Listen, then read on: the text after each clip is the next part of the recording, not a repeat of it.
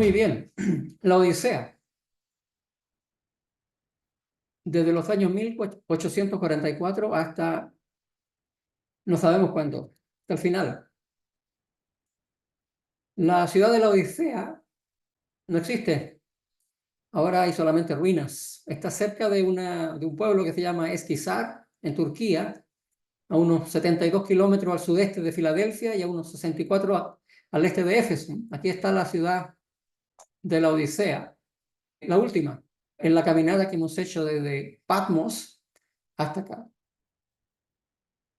La Odisea, vamos a dar una pequeña reseña histórica. La Odisea fue construida en el sitio de un asentamiento prehelenístico. Eso significa que fue construida en un asentamiento que venía de un tiempo anterior a los griegos, en una colina sobre el río Licus, cerca de la confluencia con el río Maender. Hay dos ríos, cerca de dos ríos está. La Odisea fue fundada ahora por un antiguo rey del Imperio Seleucida, en esos tiempos más o menos por ahí por el año 260, 250 antes de Cristo. Y la fundó en honor a su esposa, que se llamaba Laodice. Así que la Odisea se llama así en honor a la esposa de Antíoco II, el rey del Imperio Seleucida. Según Plinio el Joven, ese es un historiador romano, la ciudad originalmente se llamaba Diospolis, que significa ciudad de Zeus.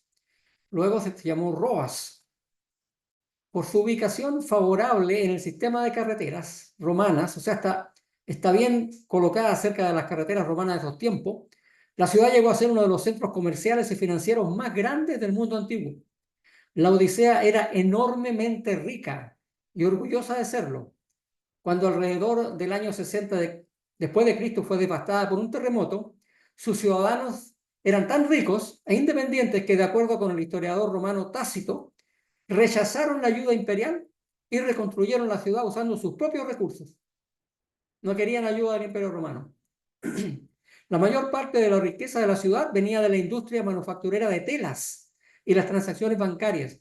La Odisea era ampliamente conocida por la fina calidad de la lana negra, suave y brillante, usada en la producción de diferentes clases de vestidos, alfombras, que eran exportadas a todo el mundo.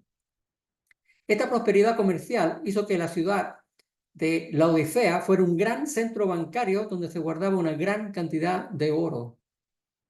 Así que históricamente la ciudad de la Odisea era rica en oro y una ciudad muy importante. Aquí tengo algunas fotos de lo que queda de la Odisea. Las ruinas, como dije, ya no existe. Hay una de las ciudades que todavía existen, esta no existe. Y ahí tenemos algunas personas que se andan paseando en las ruinas. Por ahí aparece una señora con dos perritos. Se parece a mi esposa cuando salía a caminar con nuestros dos regalones. Y acá tenemos otra vista más. Ustedes pueden darse cuenta que era una ciudad bastante imponente por lo que queda de las ruinas. Pero ahora ya no queda nada de eso. Eso, digamos, una muy breve reseña histórica de la ciudad de la Odisea. Ahora, yendo al estudio mismo esta noche y al primer versículo, Apocalipsis 3:14, y escribe al ángel de la iglesia en la Odisea. He aquí el amén, el testigo fiel y verdadero, el principio de la creación de Dios, dice esto. Primero que nada, la pregunta es, ¿a quién se aplica el mensaje a la Odisea? Y obviamente se aplica a la última iglesia, la iglesia del tiempo final. El comentario bíblico adventista dice, puesto que los mensajes a las 7 iglesias reflejan el curso completo de la historia de la iglesia cristiana, el séptimo mensaje debe representar la experiencia de la iglesia durante el periodo final de la historia de este mundo. Por lo tanto, el mensaje para la Odisea se aplica en un sentido especial a la iglesia desde 1844 hasta el fin del tiempo. Este lapso puede describirse como el periodo del juicio. Y si nos queda alguna duda, la escritora cristiana Elena White dice, el mensaje de la Odisea se aplica a los hijos de Dios, que profesan creer en la verdad presente. La mayoría de ellos son tibios y solo profesan la verdad. Tienen el nombre de cristianos, pero no de celo. Vamos a comentar un poco más de esto más adelante, no vamos a comentar por el momento de la tibieza, pero solamente en la parte donde dice que esto se aplica a los que profesan creer la verdad presente, que somos nosotros. En otras palabras, esta iglesia se aplica a nosotros. Tal vez debiera decir, esta iglesia se aplica a mí. Bueno, y usted deberá decir, esta iglesia se aplica a mí también, porque es algo individual. Hay una declaración en el versículo que leímos que puede dar lugar a confusión, porque dice, escribe al ángel de la iglesia en la Odisea, he aquí el amén, el testigo fiel y verdadero, y después dice, el principio de la creación de Dios. Los testigos de Jehová se basan en este versículo para declarar que Cristo es un ser creado, porque dice que Cristo es el principio de la creación de Dios, o sea, Cristo fue lo primero que Dios creó. La pregunta es, ¿significa realmente este versículo que Cristo fue el primer ser creado? La palabra principio, que es la palabra griega, argé, tiene un sentido, se puede tomar en pasivo y también en activo. En sentido pasivo se refiere a lo que recibe la acción en el principio. Si así se interpreta aquí, significaría que Cristo fue el primer ser creado. Él es el que recibe el acto de creación. Pero es evidente que esta no puede ser la traducción correcta, pues Cristo no es un ser creado. En sentido activo, el verbo argé se refiere a lo que comienza una acción. La primera causa, el motor. En este caso, Cristo creó. Si así se entiende, entonces afirma que Cristo es el creador. Ahora, hay muchos versículos que pudiera citar en esta noche, pero voy a citar el más conocido solamente, donde en Colosenses 1:16 Pablo dice, porque en él, hablando de Cristo, fueron creadas todas las cosas, las que hay en los cielos y las que hay en la tierra, visibles e invisibles, sean tronos, sean dominios, sean principados, sean potestades, todo fue creado por medio de él y para él. En otras palabras, la creación fue hecha por Cristo. La creación fue hecha por medio de Cristo. Él no es un ser creado. Y también hemos visto al comienzo, cuando recién en el capítulo 1, estudiamos el capítulo 1, vimos la divinidad de Cristo, así que no me voy a expandir en esa parte. La otra parte que quisiera hacer hincapié, que a Cristo se le llama el amén. Yo leí este versículo muchas veces, pero nunca realmente le busqué la explicación. Siempre lo pasé por alto porque pensé, bueno, es un título de Cristo. Pero realmente la unión de este título, el amén y el testigo fiel, identifica a Cristo en un título de Cristo. La aplicación de este término se puede comparar con lo que aparece en Isaías 65:16, donde en hebreo el Señor recibe el nombre de Eloé, que significa amén, el Dios del amén.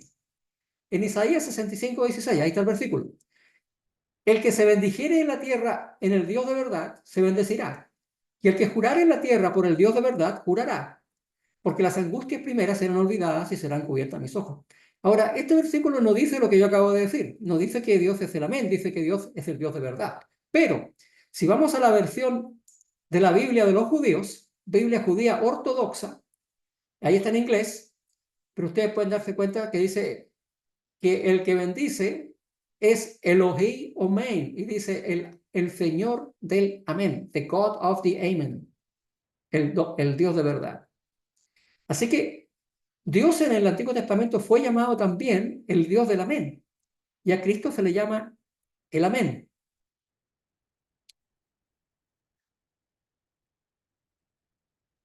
Cuando Jesús decía desierto, ustedes recordarán que Jesús usaba mucho esta expresión, desierto, desierto te digo. Esa expresión también, desierto, viene también del hebreo amén, que significa que da la idea de algo firme, algo establecido, algo que es seguro. Según el sentido del hebreo, el amén significa una respuesta confirmatoria, enfática a lo que dice otra persona. Jesús entonces comienza muchas de sus expresiones diciendo, de cierto os digo. Y aquí entonces está la conexión, que a Jesús se lo llame el amén, el Dios del amén.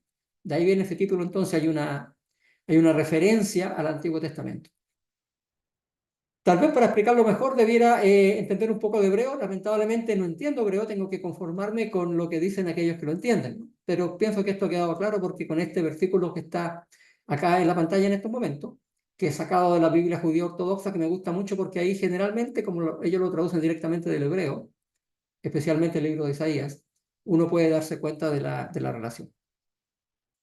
Muy bien, ahora vamos a avanzar un poquito más. Yo conozco tus obras, que ni eres frío ni caliente. Ojalá fueses frío o caliente. Yo siempre he preguntado, bueno, pero ¿no es mejor ser tibio? Porque por último, el que es tibio está más cerca del calor que el que es frío. Ahora, un autor adventista, Branko Stefanovic, hace la siguiente declaración. Dice, la evaluación que hace Jesús de la iglesia en la Odisea comienza con una acusación muy seria. Yo conozco tus obras, que no eres frío ni caliente. Quisiera que fuera frío o caliente. Sigue luego una amenaza muy seria. Así porque eres tibio, ni frío ni caliente, te voy a vomitar de mi boca. Estas imágenes se derivan del suministro de agua a la ciudad de la Odisea, que recibía el agua de los manantiales calientes de Hierápolis, que estaba aproximadamente a 10 kilómetros de la Odisea. Cuando el agua llegaba a la Odisea, se había vuelto tibia, y aunque era buena para bañarse en ella, era desagradable para beber. ¿Qué significa esto? Significa que la ciudad de la Odisea no tenía agua. La ciudad de la Odisea no tenía fuentes de aguas propias. El agua la traían desde Hierápolis, y en Hierápolis había termas, aguas termales. Los romanos habían construido un acueducto que llevaba el agua de Hierápolis a la Odisea, pero como eran aguas termales, el agua llegaba tibia a la Odisea. ¿Se dan cuenta ustedes de la relación? Qué interesante, que la Odisea por un lado era rica en oro, la ciudad, y además gozaba de aguas tibias, porque tenían que tomar las aguas termales que venían de Hierápolis. Y más aún, dicen que esta agua tenía una gran cantidad de minerales, lo que le daba un sabor muy desagradable. Otro autor comenta, el tibio conoce a plenitud las doctrinas de la iglesia, no es un ignorante. Podría ser un ministro o un prominente miembro de la congregación. Puede que ante la vista de sus hermanos y vecinos sea un ciudadano ejemplar, pero su gran problema es que no conoce, no se da cuenta de su estado.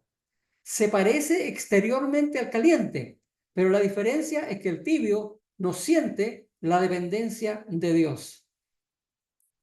Es interesante lo que dice este autor, me gustó bastante, porque dice la diferencia entre aquel que es caliente y el que es tibio, aunque exteriormente se ven iguales, uno de ellos no depende de Dios. En otras palabras, uno de ellos no tiene una relación viva con Dios.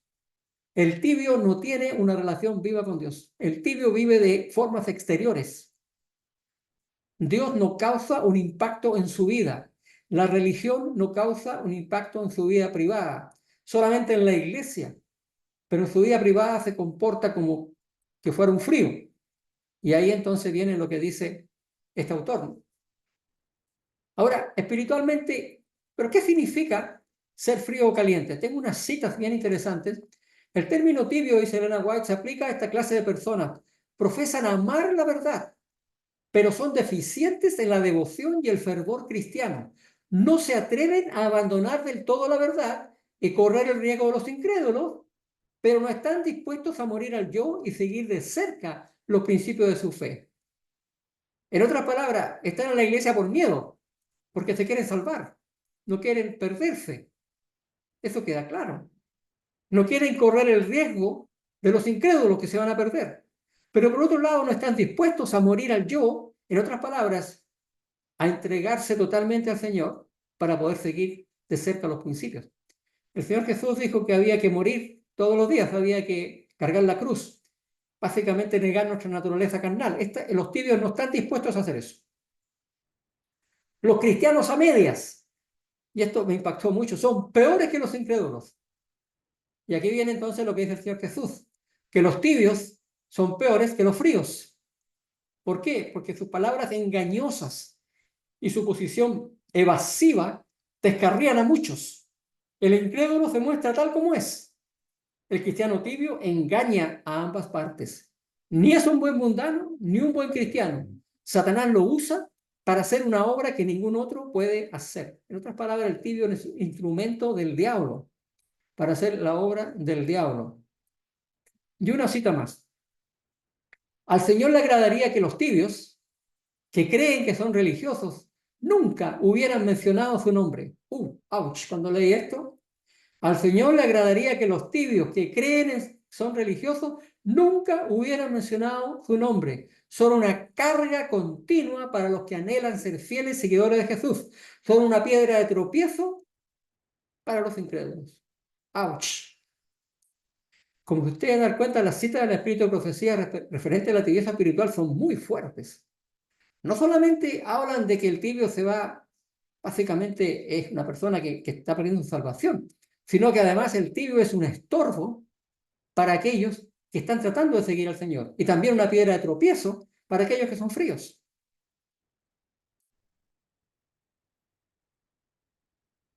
Piedra de tropiezo.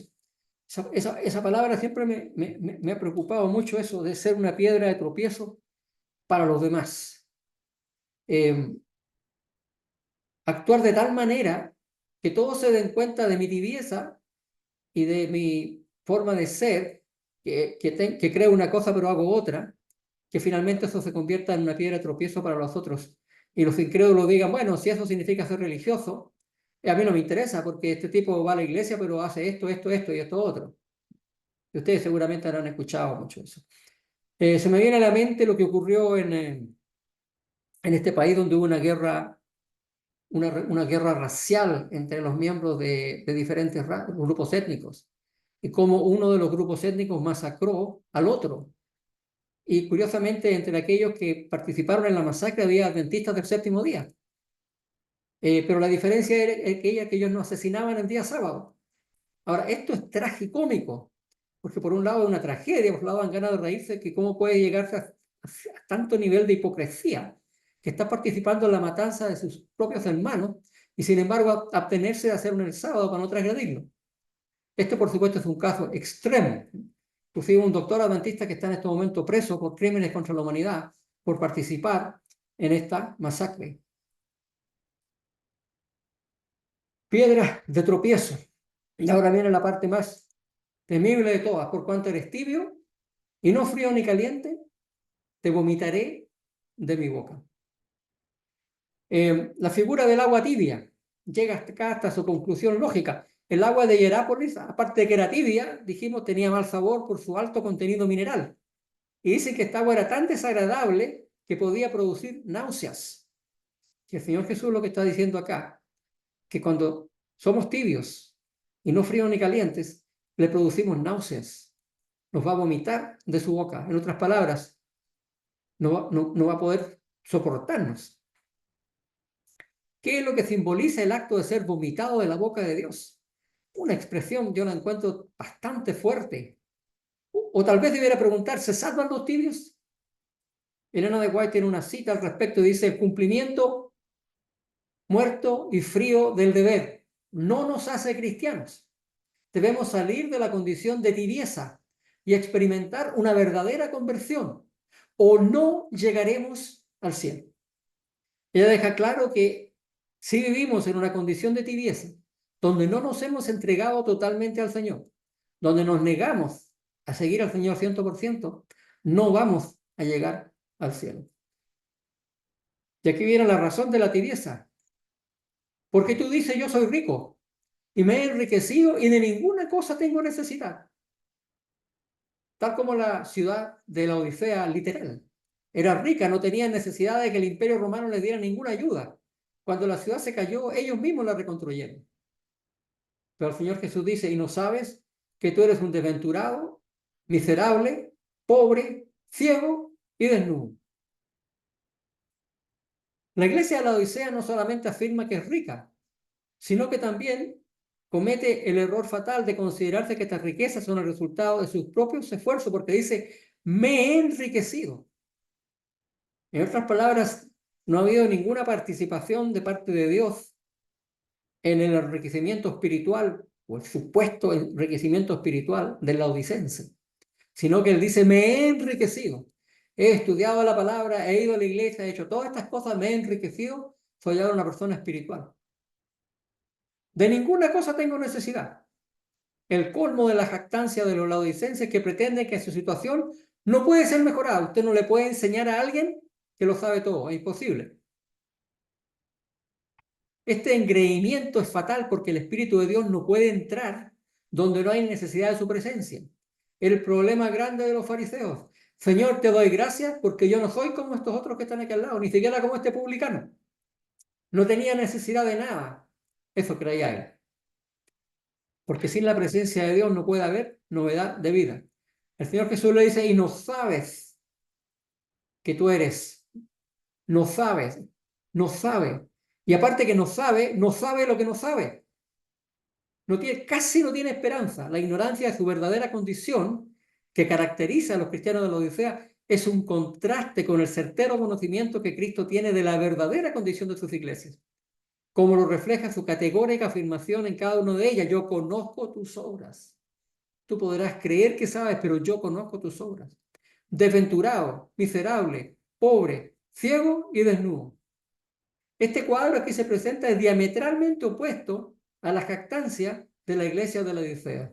Cada una de las cosas que los laodicenses dicen que tienen, Jesús les dice que no la tienen. Son tan pobres que andan desnudos. Ustedes no conocen a nadie tan pobre como eso, porque aún las personas que no tienen casa y andan en las calles andan con ropa, por lo menos tienen la ropa que se ponen. Pero los laodicenses no tienen absolutamente nada. Franco Stefanovic, del mismo actor adventista, comenta y dice: los laodicenses no son condenados por apostasía, ni por herejía. Jesús no encuentra pecados serios en ellos, pero no encuentra nada bueno que decir acerca de ellos. Me gustó este comentario que hace Franco.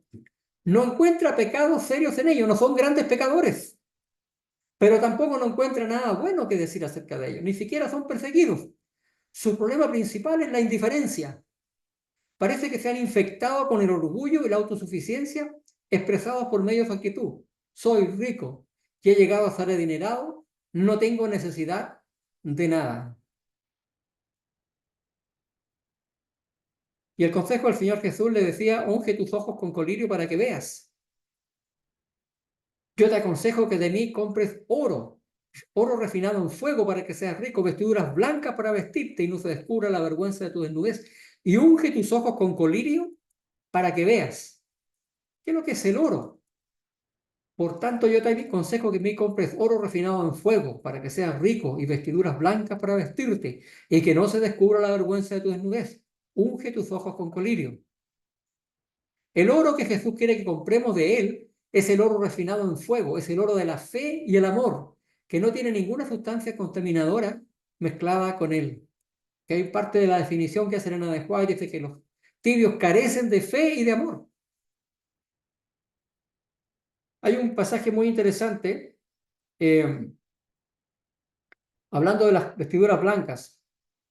Las vestiduras blancas son la justicia de Cristo. Eso lo hemos estudiado o lo hemos visto varias veces anteriormente. Esta figura tiene un significado bien especial para los cristianos de la Odisea. Pues acuérdense que la ciudad era famosa por sus telas de lana negra.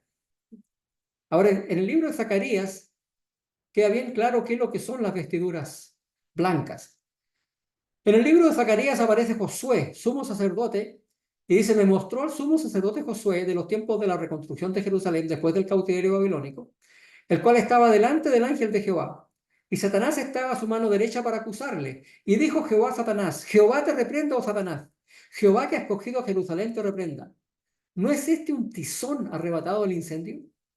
Y Josué estaba vestido de vestiduras viles.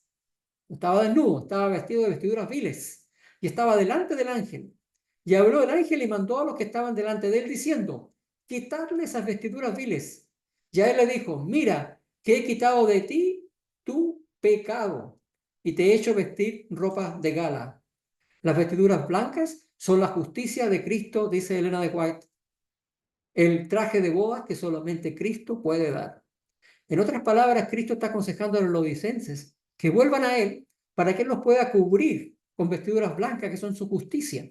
Y de esa manera puedan hallar la salvación, porque en este momento están desnudos, no tienen la justicia de Cristo y por lo tanto cuando llegue el momento del juicio no van a tener que presentar delante del juez. Aquellos que tienen las vestiduras blancas, que significan la justicia de Cristo, van a poder presentar delante del juez celestial la justicia de Él, como si fuera de ellos. ¿Qué pasa con el colirio? El colirio antiguo era conocido por la forma del paquete en el que se envolvía. De ahí viene la palabra griega colurium, que significa rollito. Surgió una famosa escuela, en ese lugar había una famosa escuela de medicina en la Odisea, dependiente de un templo, y allí podía conseguirse un polvo para los ojos. y este puede ser seguramente la base histórica del colirio, de dónde viene el colirio en esta cita. La única esperanza de los laodicenses, dice el Espíritu de Profecía, consiste en tener una visión más clara de su situación delante de Dios, un conocimiento de la naturaleza de su enfermedad. No son fríos ni calientes, ocupan una posición neutral y al mismo tiempo se les unge de que no les falta nada. El colirio es el verdadero discernimiento espiritual que tanto falta entre nosotros, pues las cosas espirituales deben discernirse espiritualmente. Y después de esta reprensión tan fuerte, se muestra que aún hay esperanza. En Apocalipsis 3:19 dice, yo reprendo y castigo, o disciplino, a todos los que amo. Sé pues celoso y arrepiéntete. En otras palabras, el caso de los laodicenses no es desesperado. Hay una posibilidad de arrepentimiento. El Espíritu de Profecía declara lo siguiente. Estimados hermanos y hermanas, el Señor me ha mostrado en visión algo concerniente a la tibieza actual de la iglesia. Yo lo relataré. La iglesia me fue presentada en visión. Dijo el ángel a la iglesia, Jesús te habla, sé celoso y arrepiéntete. Vi que esta obra ha de ser emprendida con fervor. Hay algo de que arrepentirse. La mentalidad mundanal, el egoísmo y la codicia han estado carcomiendo la espiritualidad y la vida del pueblo de Dios. La mentalidad mundanal, egoísmo, codicia. Siguiente versículo, Apocalipsis 3:20. He aquí yo estoy a la puerta y llamo. Y si alguno oye mi voz y abre la puerta, entraré a él y cenaré con él y él conmigo. Y en la historia que estudiamos anteriormente el viernes pasado, hablábamos de la Odisea, de una puerta que se cerraba y una puerta que se abría. Bueno, esta puerta no se refiere a ese tipo de puerta. Esta es otra puerta. Ahora está a la puerta del corazón, como un comerciante celestial, y dice, he aquí yo estoy a la puerta y llamo. Si alguno oye mi voz y abre la puerta, entraré en él y cenaré con él y él conmigo. Abridme, comprad de mí las mercancías celestiales, comprad de mí el oro probado en el fuego, comprad fe y amor, los preciosos y bellos atributos de nuestro Redentor, que nos capacitarán para encontrar nuestro camino, para penetrar en los corazones de los que no conocen, que son fríos y están alejados de él debido a la incredulidad y el pecado. Nos invita a comprar las vestiduras blancas que son su gloriosa justicia y el colirio para que podamos discernir cosas espirituales. ¿O no abriremos la puerta del corazón a este visitante celestial? Entonces queda claro, se está refiriendo, es una invitación que hace el Señor. Por supuesto, la puerta del corazón es un símbolo, es una alegoría, donde el Señor nos llama a cada uno de nosotros a abandonar la tibieza y a volver a Él de todo corazón, 100%. La expresión cenaré con Él, en griego, esta expresión implica participar de una comida principal. Esta palabra indica que el versículo se aplica a la gran cena de bodas del Apocalipsis, ahí donde va a cenar con nosotros. Generalmente los judíos comparaban los goces de la vida futura con un festín. El Señor Jesús está diciendo que de esa manera podremos nosotros participar con Él en la cena celestial. Apocalipsis 3:21 dice ahora, al que venciere, mostró el problema de la Odisea. Luego la llamó al arrepentimiento, llamó al arrepentimiento a los laodicenses. Y ahora le da una promesa a los laodicenses que ganen la batalla. Al que venciere, le daré que se siente conmigo en mi trono, así como yo he vencido y me he sentado con mi Padre en su trono. Ustedes se dan cuenta realmente de lo que el Señor Jesús está ofreciendo. Aquí no se trata solamente de ofrecer la vida eterna. Ustedes se dan cuenta de que sentarse en el trono con Cristo significa compartir su realeza. Hay una cita del Espíritu de Profecía que yo la encuentro bastante intrigante. Es una cita que tiene que ver con la resurrección. Dice, en el último día, Cristo los resucitará a los justos como parte de sí mismo Cristo se hizo uno con nosotros para que nosotros pudiéramos llegar a ser uno con Él en divinidad.